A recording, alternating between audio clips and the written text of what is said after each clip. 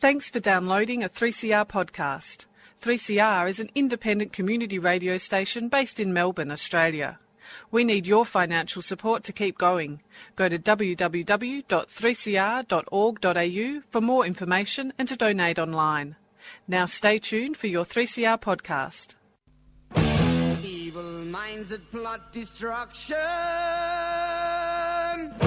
sorcerer of death's construction, in the fields of bodies burning, as the war machine keeps turning, death and hatred to mankind, poisoning their brainwashed mind. Welcome to the Anarchist World This Week, broadcast across Australia on the National Community Radio Satellite. Listen to the Anarchist World This Week, Australia's sacred cow slaughterhouse. Listen to analysis of local, national, international events. Listen to analysis you'll never hear anywhere else.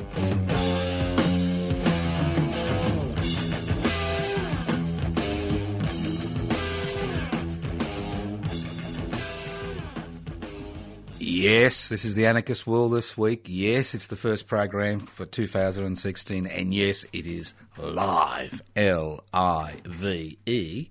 That's if I'm alive, but that's an issue I've got to look at. I've got to speak to God about that. Whether I'm alive or I'm dead, I'm not sure some days. Look, if you wonder what anarchy is all about, anarchist society is a voluntary, non-hierarchical society based on the creation of political and social structures which are based on equal decision-making power. That's a society where power is shared through direct democratic means, a society where wealth is held in common. And why these two principles, equal power and equal wealth? Very simple. Hierarchy is at the very root of power imbalances in our society. And it's very important that we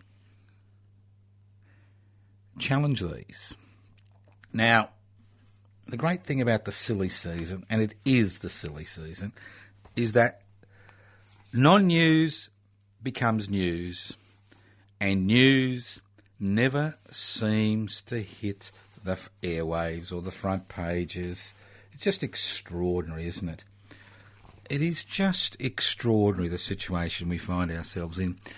Now, in Australia, over the last 2 or 3 days, we've got ourselves a little bit of a tiz regarding some corporate media stars who've been denigrated by some cricketer whose name I've forgotten and some minister whose name I try not to remember. And this story's been going on for 3 bloody days. 3 days. And this highlights everything that is wrong with the domination of the country's thinking by the corporate-owned media. Now, look, we can look at the ins and outs of the particular issue, but I'm not going to look at that ins and outs. Because I find it quite extraordinary that we have this 3-day, hullabaloo regarding these issues. And I can't remember one of the News Corporation hacks and the Channel 10 hacks standing up when Julia Gillard was the subject of some of the most vile comments that you could hear. I could actually remember News Corporation fanning, and 21st Century's Fox, Murdoch's other arm, fanning the words escape me. Just, pouring petrol into the fire. Because, you see, what we need to remember is that there are issues that are, every issue obviously has an importance, but there are issues that are important which we never hear about, never discuss in the corporate-owned media, and to a lesser extent in the government-gelded ABC in this country, every day. And why I comment on it is because they continue to set the political, social, cultural agenda in this country. And those of you who think that newspapers are dead, they're not dead in terms of influence. They may be dead in terms of profitability, but they're not dead in terms of influence. Because television and radio and most of the chat blogs on the World Wide Web take their direction from the newspapers because they don't have the staff or the intelligence to actually analyse the news. And they take their direction, what is important that day, that week, that year. What is the issue that's important? And that's why, on a day-to-day basis, we're immersed in a sea of banality. We're immersed in a sea of innuendo. Every day. Every day. It doesn't change. Because it is not in the interests of the corporate-owned media to actually look behind the scenes. Look at what's actually happening. It is not in their interest because they are the corporate-owned media. It's that simple. Give you an example. To me, this should be the issue of the week. But, being an idiot, and obviously most of my listeners being idiots because they listen to the Anarchist World This Week, instead of the usual garbage on the corporate-owned media and the government-gelded ABC, did you know that the richest 400 people in the world, that's right, that they own more of the wealth in this country than 80% of the world's population, that the richest 400 millions total assets are 5.37 trillion as of a week ago, and their wealth is more than the combined wealth of 5.5 billion people. That's 80% of the world's population. So you've got 400 people on this planet who have more wealth than 80% of the world's population. Their wealth is greater than the gross domestic product of every nation on planet Earth except the United States, China and Japan. And you know that since the Great Depression in 1929, 95%, now remember these words, 95%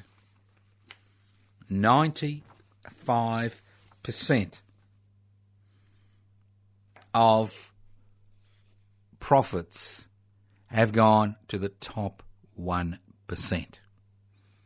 Now, these are extraordinarily important facts because they highlight why there's so much poverty, inequality, social division,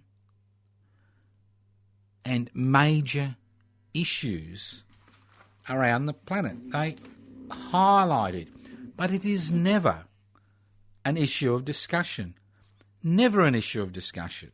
Never. Never. Never in a million years is an issue of discussion.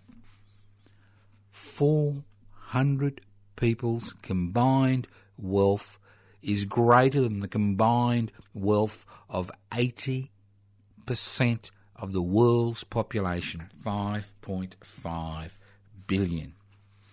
And these changes have accelerated over the past 40 years during the deregulation, privatisation, corporatisation, globalisation revolution that has not only swept Australia but swept the rest of the world.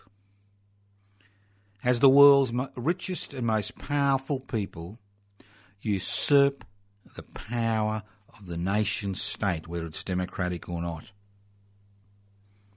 It's quite extraordinary. But this is not the discussion that you will hear. You'll hear about some, crappy corporate media sport employee or some crappy pseudo-political corporate media hack, being upset because of inappropriate commentary. And it becomes an issue for weeks, not just days, weeks, when things like this are buried. I'll give you another example. This is a more local example. Let's look at Australia. Now, 10 to 12 days ago, some important figures were released in this country. They were released and then buried. And that's the beauty. That's the beauty of the corporate-owned media and the government guild at ABC, as they talk about, the lint in your belly button and what your holidays were like and did you use a caravan, and the list goes on. Of the 1,500 major companies in this country who are trading in this country, 1/3 did not pay 1 cent in tax. Now, my favourite 24-carat lean is News Corporation, Murdoch's print arm in Australia, as you know, received an $886 million tax refund in 2013 and paid no tax in 2014, but it's not front page news, is it? Never front page news. Never front page news. And that's the extraordinary thing. Now, of the other 2/3 of these corporations, most of them paid less than 5% tax on their profits. Less than 5% tax on their profits. It was mentioned briefly that 1/3 didn't pay tax, and then it disappeared. It disappeared.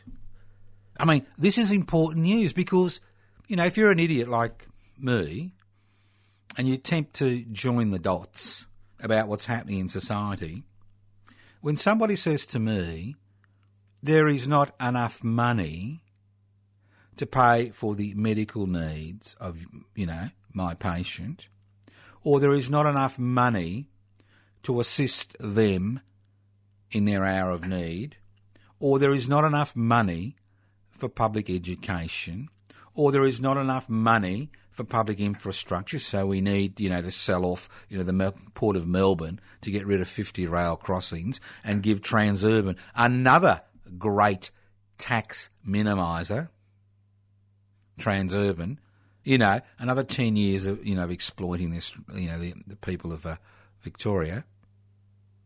And the list goes on and on. Because it's not an issue, is it?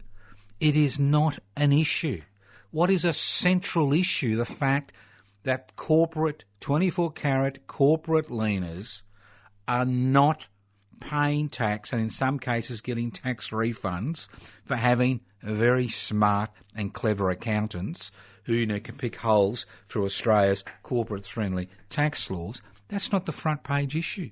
That should be the front page issue on every day. Because if your bloody grandmother can't get her hip replacement for 3 years and needs to live in pain, because there's not enough money, why do you think there's not enough money? Because still in 2015, over nearly 70% of every dollar that's raised in taxation revenue comes from pay as you earn taxpayers. Extraordinary, isn't it? Extraordinary. But that's the type of society we live in today. And we have allowed that to occur. Now, I'm sitting here, and as I walked into the studio, some nice person gave me this bundle of new applications to join public interests before corporate interests. And there's a few letters of people who've joined from New South Wales, and the list goes on and on. Now, we established public interests before corporate interests in the middle of last year for one very good reason. And that is because there is nobody in this society today who is willing to put up their hands for the public interests. There are no public intellectuals because the universities now have reined in their intellectuals and put them on, short-term contracts. So there is nobody from the university sector talking on behalf of the public. There is nobody from the major political parties because most of them are so tied up with the problem of getting enough funds to launch their next election campaign. But more importantly, they're so frightened of the corporate-owned media and the government-gelded ABC giving them a hard time if they take on the corporate sector that they have abrogated their responsibility as the people's representatives in Parliament. Now, currently, public interest before corporate interest has about 470 members. Now, we're looking for two types of members. I'm being very, truthful about this. Two types. Now, many of the people who join public interest before corporate interests are so disillusioned with the political processes, they have taken themselves off the electoral roll. Many others are on the electoral roll. Now, in order to register as a political party before the next federal election, if not this federal election, next federal election, because we have no intention of going anywhere, and we have no intention of just restricting our activities, to casting a ballot in a ballot box every 3 years.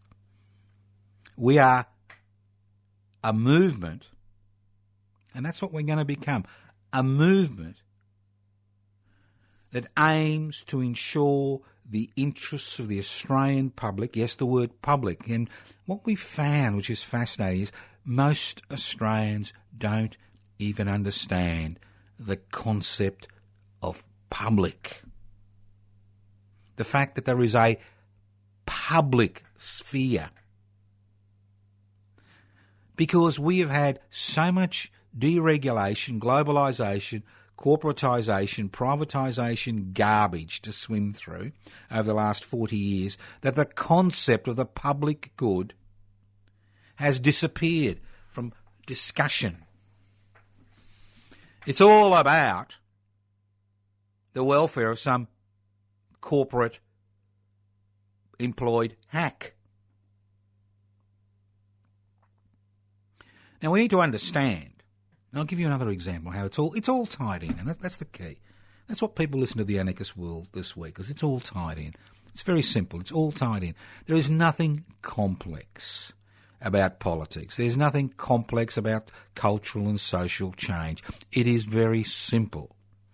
There are those people who have the power and wealth to determine the type of society we are, and then there are those people who are fighting amongst themselves, waiting for the crumbs to be brushed off the corporate table. It's very simple.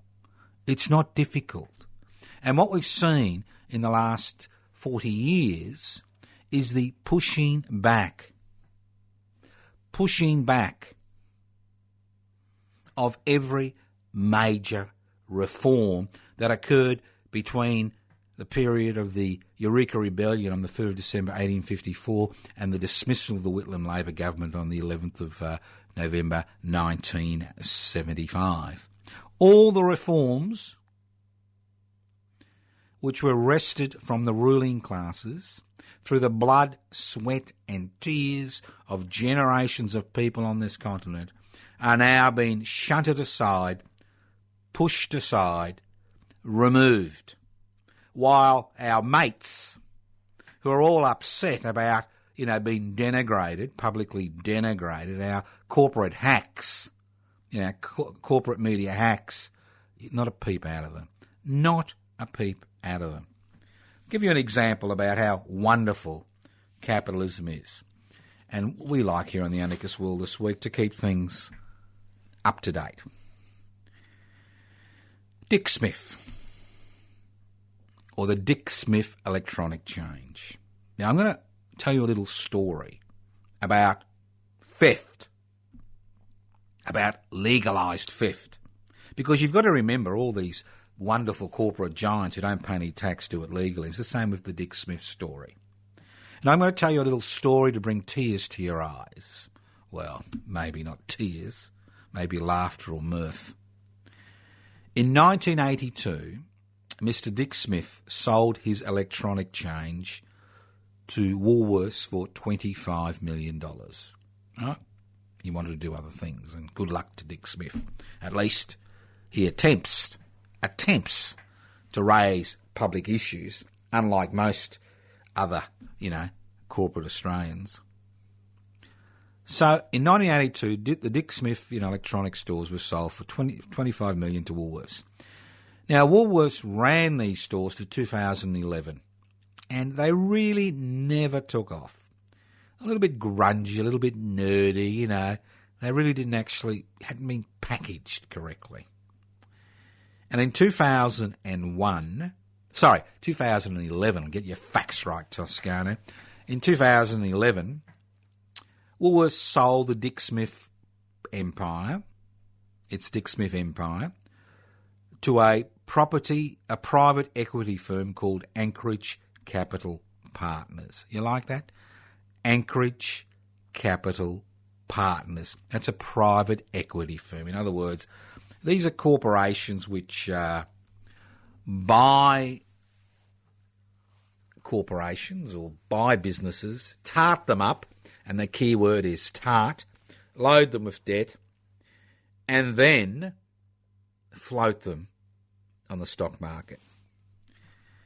Now remember, they bought the Dick Smith electronic chain for $150 million in 2011. In January 2014, 2 years ago, they floated the Dick Smith electronic company. And what that means is they asked the public to buy shares. Now, these shares were directed mainly at mum and dad investors. And what's a mum and dad investors? Well, they're idiots, right? They're idiots who think that they can borrow money in a significant proportion of cases, invest in the stock market, and with Australia's friendly investment laws, make a buck. Now, most of the large stockbroking companies in this country said to their mum and dad investors, brackets idiots, that this is a good buy. Now remember, this is a company that had been tarted up by the private equity firm Anchorage Capital Partners, who made a profit of over $400 million within 3 years or 2.5 years of purchasing that company. Right? And they made that profit by ladening the company with debt and stripping it of its inventory. Now, within the last few months, people have begun to realise that they've been sold the lemon. And obviously the share price has dived. It was about $2.40, I think it went to about 30 cents. And a few days ago, in the last 48 hours, the company was put into liquidation, which means that an outside company comes in, attempts to refloat and resell the company, or actually strip it. And who are the losers? Who are the unsecured creditors? No, it's not the big banks who put the company into liquidation because they are secured debtors. It's the consumer. And more importantly, it's that mum and dad investor. The idiots who took the advice of these stockbroking firms, brought into Dick Smith Electronics, and now find they will receive not 1 cent for their investment.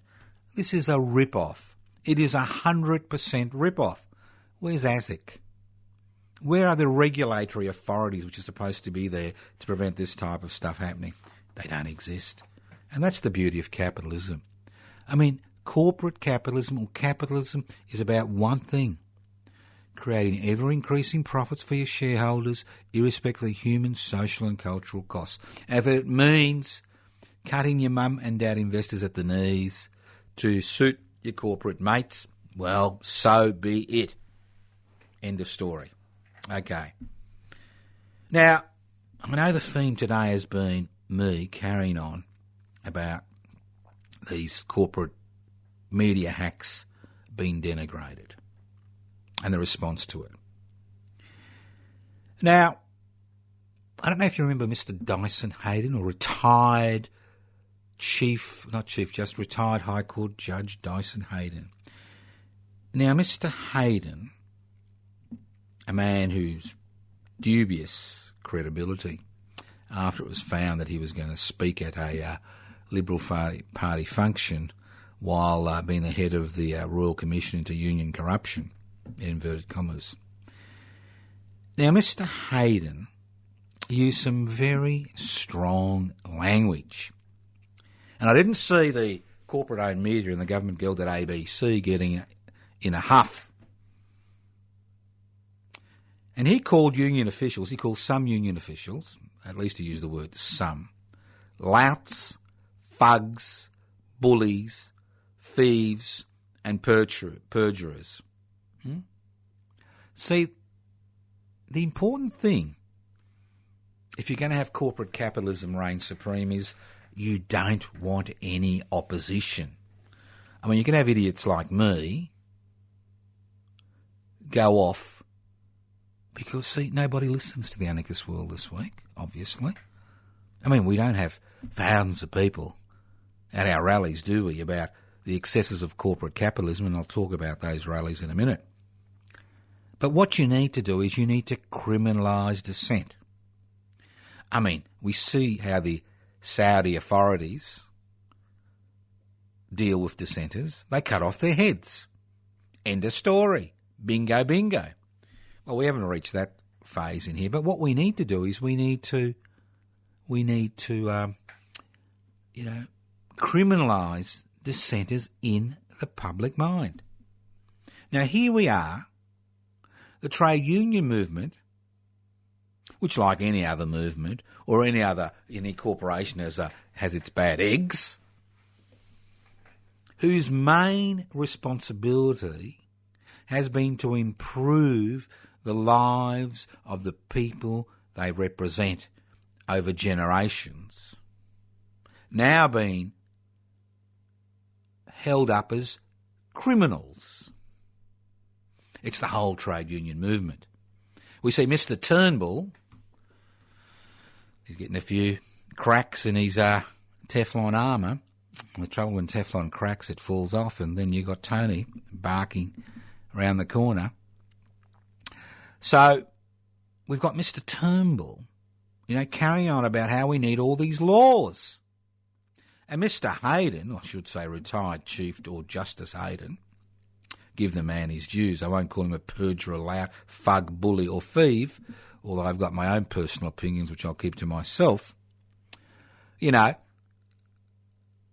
quite happy to criminalise every trade union member in this country.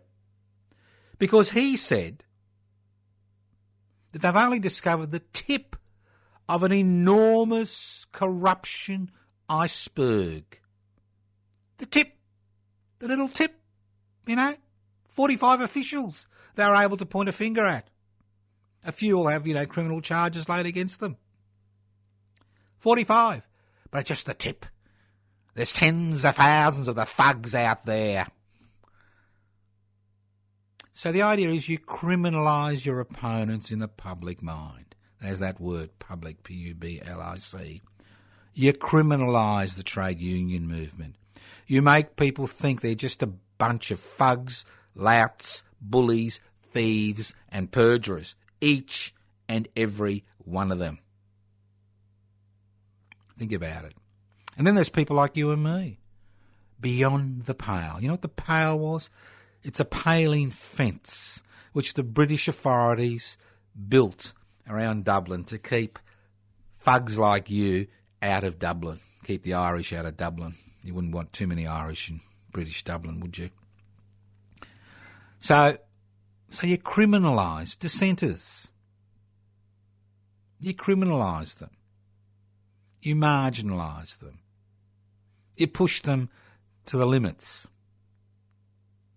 And that's what it's about. So we need to remember one thing. We only need to remember one thing in 2016. We are the people we've been waiting for. Don't expect that the government of the day is going to do your job for you. They've got enough trouble keeping their corporate mates happy to worry about the people they represent in Parliament. Don't expect the corporate-owned media and the government-gelded ABC to do your job for you. Because if we want change, even minor reform, we are the people we've been waiting for. And don't forget, and this is the beauty of it, don't forget that it doesn't matter what colour you are, it doesn't matter whether you have religious beliefs or not, it doesn't matter what your sexuality is, it doesn't matter what your gender is, it doesn't matter what your age is. You're all fodder. That's right, fodder. Consumer fodder for the corporate sector. And to see people fighting among themselves while those on the most ridiculous issues, while those who own the means of production, distribution, exchange and communication, who continue to enrich themselves by, one, exploiting those they, provide services for and employ, and more importantly, removing gains that we've had. Could you imagine? Big industrial affairs election, federal election, penalty rates? Isn't it extraordinary? Who are they going to remove penalty rates from? Hospitality workers, retail workers. Who make up the majority of hospitality workers and retail workers? Women. Where's the News Corporation, sisters, the media hacks, raising this issue? It's not there because it doesn't suit them, does it? Where were they when Julia Gillard was being pilloried in the most obnoxious ways by large segments of the corporate-owned media and the government-gelded ABC? Where were they? Missing in action, MIA. So when it comes to important issues, they'll be missing in action. But when it comes to peripheral issues, they'll be out there at the front doing the fighting. Listen to the Anarchist World this week, broadcast across Australia on the Community Radio Network. If you want to ring us, 0439 395 489. Leave a pleasant message and I'll get back to you. Leave an unpleasant message and I may even get back to you, but usually you don't leave a number. You can email me at anarchistage@yahoo.com, anarchistage@yahoo.com. You can write to me at Post Office Box 20, Parkville 3052. You can look at the website, anarchistmedia.org, anarchistmedia.org. Okay, now, I can talk till the cows come home, I can talk under wet concrete, but I think what's important is in 2016 we need to have things there. Organise events to get people motivated. Because it doesn't matter how many clicks you do on your computer, how many tweets you send out, how many witty comments we make. It doesn't really matter because the only thing they understand is feet on the streets. That's what they understand. Feet on the streets. And as I said before, with public interest before corporate interests, membership is growing and we'd like to have maybe 1,000 members within the next 2 to 3 months and maybe 2,000. Because the issue we are raising is fundamental central to the type of society we are, the type of society we want to become. Fundamental. I mean, I could go on about the 400 people that own more than 80% of the world and 80% of the world's population. I could go on about the fact that, 95% of all the profits that have been made since the Great Depression have gone to 1% of society. I could go on about that, but what's the point if the other 99% are not willing to do anything about it? So we need to look at ourselves and look at the type of situation we find ourselves in. Because as I've been saying over the last few weeks, we have 4 classes in Australian society. 4 classes. Forget about your old definitions. Forget about them. 4 classes. You've got the corporate class and their CEOs, about 1% of the population. And they're doing exceptionally well. Exceptionally well, not just financially, but in terms of dictating to parliamentarians what legislation should be put through Parliament, like removing penalty rates, like passing individual pieces of legislation, to remove individuals from the trade union movement. Yeah, that was one of Dyson Hayden's recommendations, that the Parliament legislate to remove particular individuals from the trade union movement. How extraordinary. How extraordinary. What an intelligent human being. Maybe if I was a High Court judge, I'd be as intelligent as he is. They tell me he's a great, intelligent gentleman. Well, it's good to know that. Maybe one day I'll become a High Court judge and cows will fly. Well, you never know these days about cows flying. But getting back on a more serious note. So, you've got your corporate class. We all know about them, the 1%ers. And I'm not talking about outlaw motorbike gangs. At least they've got some ethics, in comparison to the corporate 1%ers, whose major responsibility is to increase their power and wealth.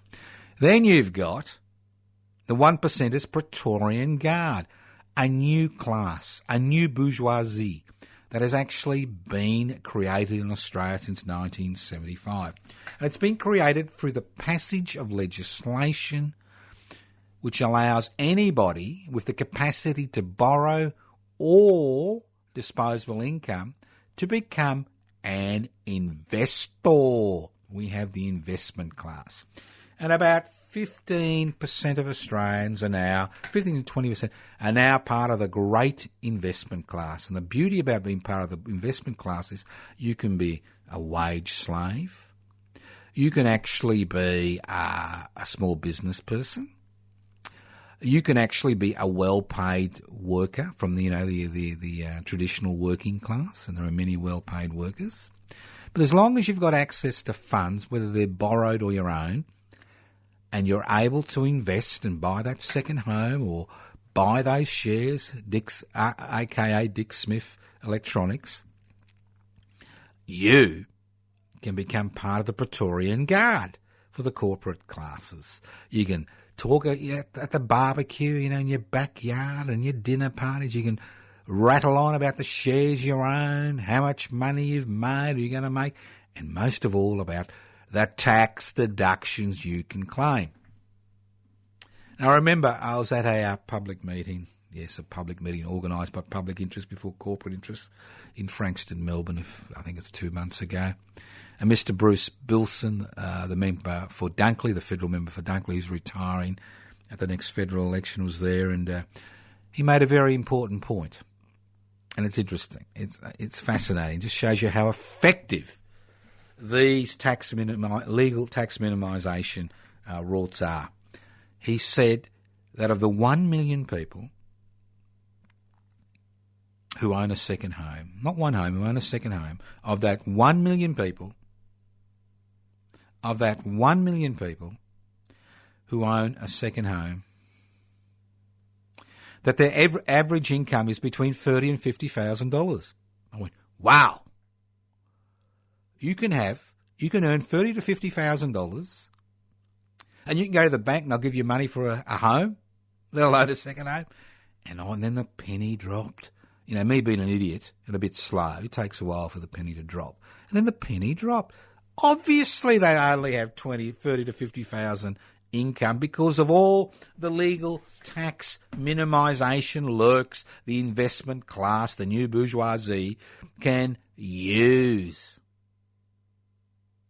So we've got well-paid tradesmen, well-paid dock workers, talking about their investments. And they're part of the investment class. And that's the beauty. Retirees and their super self-funded retirement funds, part of the investment class.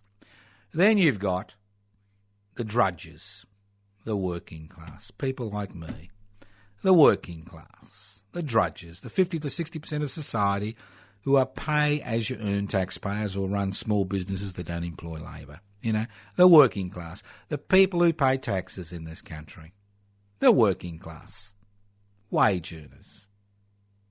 And they're the ones at the pointy end of the stick, aren't they? They're the ones we need to remove all those wonderful things that, you know, our predecessors won for us. Holiday pay, sick leave, holiday loadings. You know, you don't get them anymore, holiday loadings. I remember when I had my first job in a foundry and I got a holiday loading, I couldn't believe it. You know? Penalty rates. We need to remove all that. Has to be removed. Has to be removed today. Has to be removed. Has to be. That's the situation we find ourselves in every day. Every day of the week. Has to be removed. That's the situation. So, these are the situations. So what have we got organised? Well, a few events are coming up. Those of you who may have listened to one of the pre-recorded programs, just like to remind you of the Tunnerminnerwait Moore Bauhina commemoration, which will be held in Melbourne at the corner of Bowen and Franklin Street, opposite the City Baths at midday on Wednesday, the 20th of January. We've got a lot of good news this year. After a 10-year struggle, a major monument will be erected this year to the frontier wars in a major capital city in this country, which is quite extraordinary when you think about it. A major monument will be built to the frontier wars. I mean, this country is great regarding amnesia. I mean, it's great about forgetting what actually happened during the colonisation process. So I encourage you to come. Bring your family. It's still school holidays. Bring the kiddies. It is a child-friendly event. It's important that people remember history. We've got some great guest speakers. And at 1 o'clock we'll be walking through the main streets of Melbourne, down to the Queen Victoria Market, to their last resting place. And it's important that you bring flowers. Because where are they buried? Under the Queen Victoria Markets. I mean, the Tunnerminnerwait Moore Bauhina Commemoration Committee, which was established via the Anarchist Spirit Institute in 2008, was established for one very good reason: to turn back the tide. To turn back the tide regarding the denigration of Indigenous people in this country. That's what it was about. To turn back that tide. That's what it was about. Every day, you know, we're involved in those struggles. So join us. And if you can't join us, the first hour of the ceremony will be broadcast via Community Radio 3CR. And if you can't access Community Radio 3CR, you can go to the website 3cr.org.au and you can get an idea of what this commemoration is all about. Because we need to understand the past. We need to remember the past, to understand the present and change the future. And to a large degree, the domination of this society by, the corporate world, to a large degree, it's related to the fact that we refuse as a people to recognise that this land was built on the blood and bones of people who had lived on this continent for over 60,000 years, whose land was removed, their lives were snuffed out, their cultures were denigrated. And until we recognise this, and that's what the Tunnermunaway Maulboyheenner commemoration is all about, the fact that two men on the 20th of January 1842 were hung for doing what we have celebrated all year.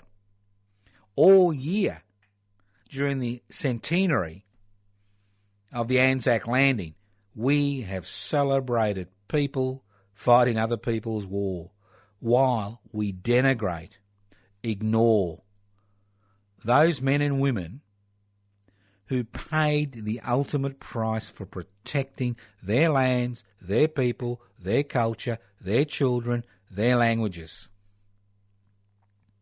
And that's what this monument is about. It is a template for other radical activists in this country to use to ensure there are as many monuments to the frontier wars in this country as there are monuments to people who've died fighting other people's wars overseas. And public interest before corporate interests. You can join. You can write to Post Office Box 20, Parkville 3052 for an application form, if that's all you do. You can leave a message on 0439 395 489. You can go to the website, pibci.net, pibci.net, pibci.net, and download an application form. Do it now. Do it today. As I said before, whether you're on the electoral roll or not is not important, although we need 500 people on the electoral roll before we can actually apply for registration as a federal political party. But this is not just a group about political parties. On the first Friday of every month, commencing at 4:30pm, if you live in the city of Melbourne, and if you don't live in the city of Melbourne, it doesn't matter where you live, whether it's Erdnadatta or Fargaminda or Bowen or Griffith or Esperance or Port Pirie, you can emulate what we are doing. At 4:30pm, if you live in the city of Melbourne, on the first Friday in February, and I'll talk more about this next week and the week after as we, build up to this event. On the first Friday in January, we will meet at Federation Square. And at 5pm, we will march on the first Friday in February to the Herald Sun building at 40 City Road in Melbourne. Not down on the street, but up there, upstairs, on the plaza, outside that building. And we will do this, and we will march during peak hour on the first Friday of every month from 5pm to the offices of every one of these 24-carat gold leaners, whether it's Chevron, whether it's Shell, all these people who think that paying tax in this country is a voluntary activity. We will contact them. We will go there to their head office and say, pay your taxes, pull your weight. If you want to be part of this society, pull your weight. And it doesn't matter where you live in Australia, you can do exactly the same thing. Because if you're sick and tired like I am, you're sick and tired of these minuscule events, minuscule happenings being front page news, being the lead news item on television, radio, and the World Wide Web, Twitter, you name it. You're sick and tired of that, and you want to see some real activity. You need to remember that we are the people we've been waiting for. And in order to do that, it's not just a matter of voting, it's a matter of being involved in political action which highlights not just what has occurred, but the fact that enough is enough. Enough is enough. It's time that we acted as a community. And if those people in this society, who belong to the social security class, the 33% of Australians who rely on social security benefits to survive, and the working class, those people who rely on their wages, who've got no disposable income after their wages, pays their day-to-day bills, then we need to do something about it. I'll give you an example how bad, how difficult. So, first Friday of the month, remember it. I think it's the 5th of February. I could be wrong. But if you're in Melbourne, Federation Square, 4:30pm, 5pm, we march off to the Herald and Weekly Times building at 40 City Road, Melbourne. First Friday in March, who knows where we're going to march off to? Who knows? Because they're all headquartered in the Melbourne CBD. That's the beauty if you don't pay tax. You can actually afford rents on the Melbourne CBD. I'll give you another little example. How things have got in this society. And we're told, it's all hunky-dory, it's all fair. I'll give you an example. Did you know about payday lenders? Well, if you didn't, you would, because they're advertising everywhere. Everywhere, payday lenders. So why do people advertise? Why do payday lenders advertise? Well, they advertise, obviously, because there's a profit to be made. I'll give you an example. Now, in the last decade, the payday lending industry has blossomed from 100 million to 1.2 billion. You like that? And they make their money by giving loans to people who find themselves in difficult situations at extraordinary interest and extraordinary charges. Now, there are alternatives. If you do find yourself in a difficult situation, don't go to a payday lender. If you're on a pension, ring up and you can get up to $1,000 up front to deal with the situation. Another option is Good Shepherd Microfinance. I mean, don't go to payday lenders. But the thing is, payday lenders are increasing in demand because the banks have washed their hands of providing small loans at reasonable interest rates to ordinary people. So the payday lenders push in. Look at Good Shepherd Microfinancing. Minimal interest rates could help you out of the situation. A lot of people do need a bit of cash in a hurry. You've been listening to The Anarchist World this week, broadcast across Australia on the Community Radio Network. This program has been streaming live on 3cr.org.au. My name is Joseph Toscano. I've been hosting today's program. You can write to me at Post Office Box 20, Parkville 3052. You can leave pleasant and unpleasant messages on 0439 395 489. You can go to the website anarchistmedia.org. You can email us at anarchistage@yahoo.com. You can go to the PIBCI website, pibci.net. You can download an application form.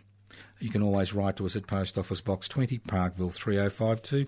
Despite stamps going up to $1, we still hopefully will still receive letters in 2016.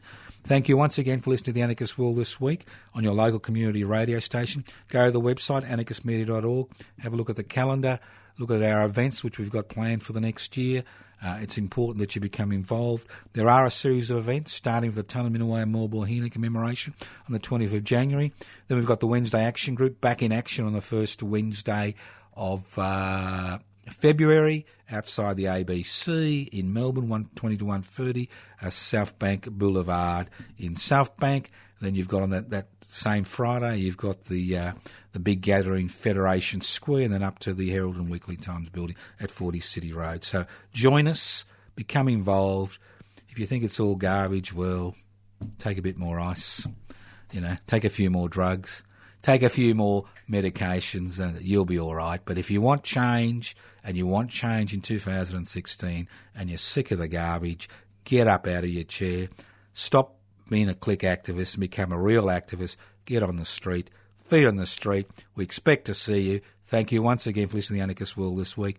Join us. The more of us out there, the sooner we will create that new world in our hearts. And remember, we are the people we've been waiting for. Well, that's it for another week. Next week on the Anarchist World This Week, we will talk sweet nothing about something, but I can assure you it won't be about what the corporate-owned media and the government guild at ABC thinks it's news. It'll be about real news, happening in real time, real analysis. Join us next week on your local community radio station. Right now. Evil minds that plot destruction, sorcerer of death's construction. An analysis you'll never hear anywhere else. Anarchist World This Week, Australia's sacred cow slaughterhouse. 10 a.m. every Wednesday. Listen to the Anarchist World This Week for an up-to-date analysis of local, national and international events. Poisoning their brainwashed minds. Oh, Lord, yeah.